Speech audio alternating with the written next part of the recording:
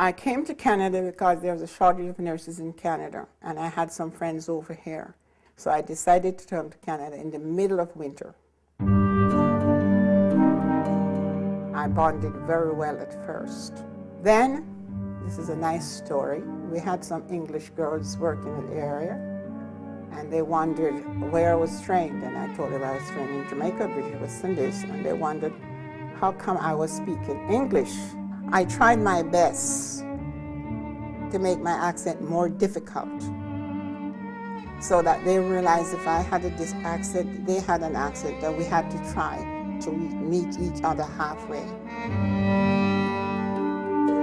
I would just go with my sing-song way, and I'd start speaking nicely above, and then it toned right down to almost nothing, making it a little worse than it often is.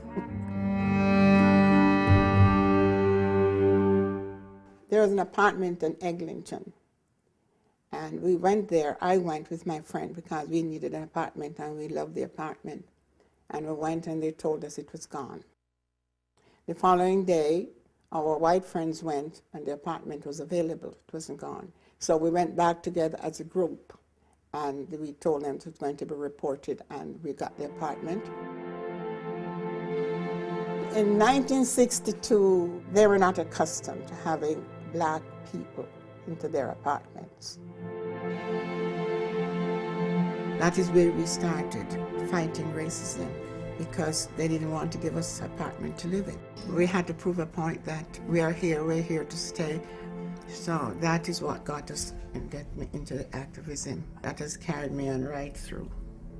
During her struggle against racism, Amy became friends with many nurses from Jamaica and other islands who were working in Toronto.